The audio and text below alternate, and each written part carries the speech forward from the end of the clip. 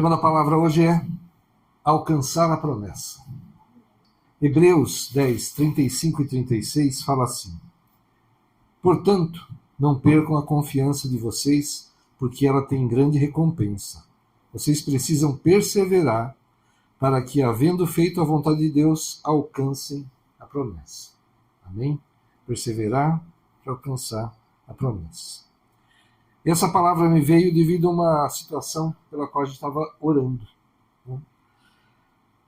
Nós estávamos orando por uma pessoa, houve um problema no trabalho, o responsável da área e a supervisão já haviam tomado as providências para resolver tudo, quer dizer, já estava encaminhado para resolver, e aí comunicaram à gerência, né, sobre o problema.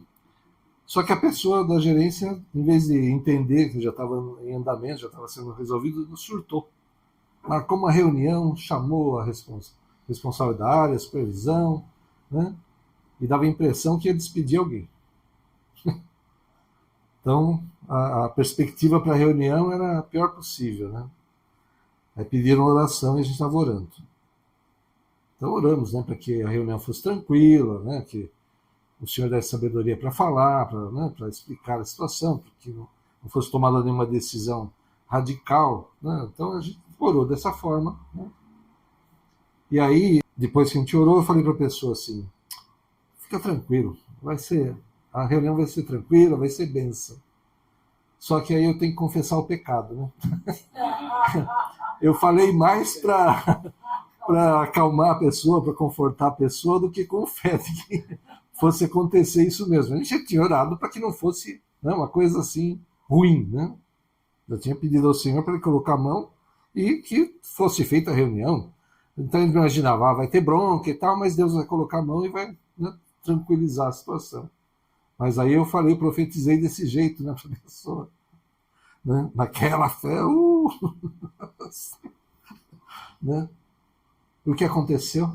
Teve a reunião, totalmente ao contrário do que a gente pensava. O pessoal envolvido foi até elogiado. Quer dizer, Deus, na sua misericórdia, né, ele faz muito mais do que a gente pede, do que a gente imagina, do que a fé que a gente tem, que não é nem do tamanho do grão de mostarda, como Jesus falou, né? Então, todos nós, na verdade, precisamos ter mais fé. Nosso Deus é o Deus dos impossíveis. Amém? Não há situação ou problema que ele não possa resolver. Não tem, só para a morte não tem solução. Até para a morte Deus tem solução. A gente sabe disso, né? Então, a gente precisa ter mais confiança, maior fé no nosso Senhor, né? Então, não importa a dificuldade, profetiza a bênção, a vitória, a transformação da situação. Amém? É isso que a gente tem que fazer. Você está vendo, está tudo escuro, é tempestade, não tem luz. Senhor, isso aqui é a maior bênção, vai dar tudo certo, está iluminado, o Senhor já deu sabedoria, a vitória é nossa. Profetiza, agradece ao Senhor. Senhor, obrigado, Pai, pela tua ação, pelo teu braço forte estendido, pela transformação da situação. Você não está vendo nada, mas é fé. Amém? Eu, preparando a palavra, pesquisei aqui, achei um estudo, dei uma resumida, que é bem longo, mas vamos ver se eu consigo falar todo ele. Deus é fiel nas suas promessas. Amém? Se Deus prometeu, ele cumpre. A palavra de Deus não volta vazia sem cumprir o que lhe apraz. Amém? Números 23, 19 fala assim: Deus não é homem para que minta, nem filho do homem para que mude de ideia. Será que, tendo ele prometido, não o fará? Ou, tendo falado, não o cumprirá? Amém? Se Deus falou, ele cumpre, né? As promessas de Deus são garantidas, mas aí é que entra o problema. Tem sempre a nossa parte. Nem que seja clamar, nem que seja orar, nem que seja profetizar, jejuar, batalhar, né? Tem sempre a nossa parte, né? Então, para alcançar a promessa, nós precisamos, primeira coisa, fé. Com certeza, fé, né? Hebreus 11, 6. Sem fé é impossível agradar a Deus, pois quem dele se aproxima precisa crer que ele existe e que recompensa aqueles que o buscam. A fé mostra nossa confiança em Deus. É a certeza de que ele é o Todo-Poderoso e é soberano sobre todas as coisas. Deus não está sujeito a nada, nem ao tempo, nem à ciência, nem à medicina, nem à legislação. Deus não está sujeito a nada. Ele muda, ele transforma, ele faz o que ele quiser. Amém? Fé é confiar em Deus mesmo sem ver. Né? É o que a própria palavra de Deus fala. Né? É acreditar em suas promessas e na sua fidelidade. E como diz o versículo lá no final, né? Que recompensa aqueles que o buscam, Deus recompensa quem o busca com fé. Você tem fé? Deus vai te recompensar. Às vezes não do jeito que a gente pensa, não do jeito que a gente imaginou. E muitas vezes muito melhor do que a gente imaginou ou pediu, né? Mas pode ser de uma forma completamente diferente, que a gente nem vai, só depois que acontecer, falar: Senhor, o Senhor tem razão, é melhor assim do que eu pensei. Né? Muitas vezes acontece isso. Abraão creu na promessa de que teria uma grande descendência, mesmo sendo velho e sua esposa estéril. E ele acreditou que teria descendência. E por isso ele foi justificado. A mulher do fluxo de sangue, ela creu em Jesus e foi curada, mesmo depois de muitos anos, né, de tentativas frustradas de cura. Já pensou? Você tem uma enfermidade, uma doença, você vai a um médico, ele não te dá, ou tenta alguma coisa e não consegue curar. Aí você fala: deixa eu procurar um especialista. Vai no especialista, ele tenta curar, faz o tratamento, não resolve. Você vai em outro, gasta, faz tudo que você pode e nada. Mas pela fé em Cristo, essa mulher foi curada. Amém? Aquilo que os homens não podem fazer, aquilo que é impossível a nós, para Deus é possível. Amém? Está enfermo, está muito tempo, está difícil, está piorando. Senhor, está nas tuas mãos, seja feita a tua vontade. Se for a tua vontade, levanta, Pai, tira desse leito, tira desse hospital. Nós já vimos gente morrendo sair pela porta da frente do hospital, sair andando de lá por si próprio. Já vimos isso acontecer. Deus pode todas as coisas. Amém? Em nome de Jesus. Pense no que você está enfrentando. Peça sabedoria para agir, para fazer a sua parte, e Deus nos ajuda a fazer a nossa parte também, com sabedoria, com direção, com estratégia. Profetize o milagre. Tenha fé no amor e no poder de Deus. Amém? Novamente, fé. Crer mesmo que Deus pode, porque Ele pode. Né? Nós não sabemos o que Ele vai fazer, como Ele vai fazer, mas que Ele tem poder para fazer, Ele tem. Amém? Então, primeiro, fé. Segunda coisa, obediência. Isso também é fundamental. Deuteronômio 28, 1 e 2. E será que, se ouvires a voz do Senhor teu Deus, tendo cuidado de guardar todos os seus mandamentos, que eu hoje te ordeno, o Senhor teu Deus te exaltará sobre todas as nações da terra, e todas estas bênçãos virão sobre ti e te alcançarão quando ouvires a voz do Senhor teu Deus. E aí é Moisés falando. Ele fala de muitas bênçãos que o Senhor vai dar ao povo dele se obedecerem. Né? A obediência demonstra o nosso amor e reverência a Deus. Né? E seguir os ensinamentos de Deus, cumprir sua vontade, é condição para a bênção. Amém? Às vezes as pessoas buscam de Deus, buscam uma oração, né? Vão lá com o pastor, com a pastora, e Deus fala, Deus dá uma direção, e a pessoa não cumpre. Se desvia. Com certeza o resultado não será muito bom. Humanamente a gente pode conseguir alguma coisa boa? Pode. Mas será que a gente consegue coisas melhores do que Deus consegue? Será que a nossa vontade, nosso plano é melhor do que o de Deus? Nunca. Né? Eu posso, pela minha cabeça, eu posso conquistar alguma coisa, eu posso perder tudo, mas se eu for pelo caminho do Senhor, com certeza será bênção. Aconteça o que acontecer. Ou não aconteça o que eu imaginava. Né? É o melhor. porque vem de Deus. Amém? Noé, ele construiu a arca. Né? Não fala que ele estava perto do mar, perto de um grande rio. Né? Já pensou? Você mora na montanha e Deus fala, faz uma arca aí porque vai chover. Fala, mas Senhor, para a água chegar aqui eu nunca vi, né? Nem perto. Fica lá embaixo, lá no vale, mas aqui nem, né? Nunca veio enchente.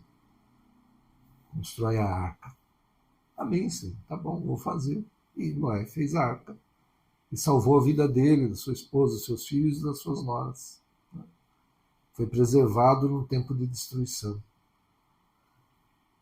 Josué, tendo que vencer ali aquela primeira grande cidade quando entrou na Terra Prometida, fortificada, que talvez eles conseguissem até vencer, se cercassem, impedissem entrar e sair, alimento e tudo, ficariam anos ali provavelmente até que conseguissem, né, vencer aquela cidade pela fome, pelo cansaço. Né? E Deus falou, dá voltas no último dia, né, 7 voltas e aí grita. Sério, Senhor? Como é que é? Dá a volta e grita? É, meu filho, isso. Tá bom, Senhor. Numa semana resolveu o assunto. Louco, totalmente, né? Tem nada a ver com a lógica humana, mas se Deus mandou, você sabe que é de Deus, faça. Amém? Faça. Em nome de Jesus, se vem de Deus, o milagre é certo, a bênção é certa, em nome de Jesus, porque você faz essas coisas assim como Noé, como Josué, e no futuro você vê acontecer a bênção. Então, na nossa vida mesmo, nós temos que fazer assim. Não importa o que Deus está falando. Não? Eu pensei em fazer um curso, eu pensei em abrir uma empresa, eu pensei em mudar de cidade. Se Deus der uma instrução meio estranha até para que isso aconteça, se essa é a direção dele, se eu seguir vai ser bênção. Amém? Se eu seguir vai ser bênção. Então, mesmo que seja estranho, mesmo que pareça absurdo para nós, vamos cumprir aquilo que Deus disser. Então essas histórias nos ensinam que a obediência a Deus exige fé, coragem, paciência, mas sempre resulta em algo maior, melhor do que poderíamos alcançar sozinhos, com certeza. Amém? Terceiro, perseverança. Hebreus 10:36. Vocês precisam perseverar, de modo que quando tiverem feito a vontade de Deus, recebam o que ele prometeu. Então, perseverar em fazer a vontade de Deus para receber o que ele prometeu. É a nossa parte. Amém? Esse versículo destaca a importância da perseverança no caminho da fé. A vida cristã não é isenta de desafios. Jesus falou que nós no mundo teríamos aflições. Né? Não é isenta de desafios, de provações, de períodos de espera. A promessa de Deus é garantida, mas ela está ligada à nossa obediência e paciência no cumprimento da sua vontade. Persevera. Né? A gente vê na Bíblia mesmo, né? Abraão, que a gente estava falando, levou 25 anos para ele ter o filho, né, da promessa. Né? Houve até desvio ali que causou problema, tudo. Mas ele esperou. Ele confiou no Senhor. Sempre que o Senhor falava para ele, você terá uma descendência que será como as estrelas do céu que não se pode contar, como os grãos de areia na praia. Se você conseguir contar, você vai saber quantos descendentes você vai ter. E ele creu no Senhor, apesar de tudo. Né? Precisamos resistir, fazer a vontade de Deus, não dar brecha ao inimigo. Precisamos esperar o tempo de Deus. Amém? Que é perfeito. O tempo de Deus é perfeito. Não importa quanto demore, o tempo de Deus é o tempo certo. Ele não adianta e nem atrasa. Ele faz no tempo certo. José esperou anos para o cumprimento do sonho. Ana perseverou em oração até receber Samuel. E todos eles foram anos, né, de oração, espera. Esses exemplos ensinam que perseverar é manter a fé, a paciência e a obediência, mesmo quando os resultados parecem demorados. Está demorando para nós, mas para Deus está no plano. Amém? Quarto, santidade. 1 Pedro 1,16. Sejam santos porque eu sou santo. O Senhor falando, né? Sejam santos porque eu sou santo. Deus chama seu povo a viver em pureza. E o que significa, né, ser santo? A palavra santo vem do grego agios, que significa separado ou consagrado. E ser santo implica separação do pecado. Nós precisamos nos afastar de tudo que é pecado. Viver uma vida que rejeita comportamentos e atitudes que desagradam a Deus. Consagração a Deus. Dedicar a vida inteiramente a obedecer e honrar a Deus em pensamentos, palavras e ações. Tudo que eu fizer, eu tenho que tomar o cuidado que honre a Deus, que glorifique o nome do Senhor, que eu não traga escândalo para o Evangelho. Né? Quantas vezes a gente vê, né, servos de Deus aí envolvidos em escândalo, né? Quanto, vamos dizer assim, quanto comentário ruim, né? Quanto mal que isso faz ao Evangelho, né? Um servo de Deus envolvido num escândalo. Fala que é crente, fala que, né? Que é servo de Deus e olha o que está fazendo. Né? Que a gente nunca caia nessa, né? Que a gente nunca faça isso, trazer escândalo para o Evangelho. Então, como viver em santidade? Viver em santidade não é algo que podemos alcançar apenas por nossos esforços próprios, mas é resultado de uma vida transformada pela graça de Deus e pelo poder do Espírito Santo. Só por Deus mesmo, né? Só por Deus.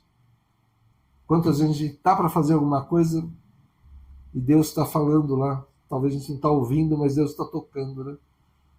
Para que eu não faça aquilo, que eu não reaja daquela forma, que eu não haja daquela forma.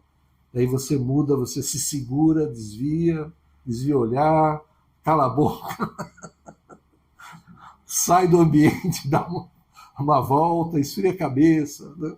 Pede, Senhor, me dá sabedoria para agir aqui. Né? É isso. A gente depende do Espírito Santo para viver dessa forma, porque por nós mesmos é praticamente impossível que a gente consiga viver nessa santidade. Né? Santidade é um estilo de vida contínuo, não apenas um momento ou decisão isolada. Né? É um processo de crescimento espiritual, amadurecimento espiritual, né? Em que somos moldados à imagem de Cristo. A santidade não significa perfeição imediata, e nem perfeição mesmo, nunca seremos perfeitos nessa terra, né? Mas uma entrega diária para nos tornarmos mais semelhantes a Deus, isso sim.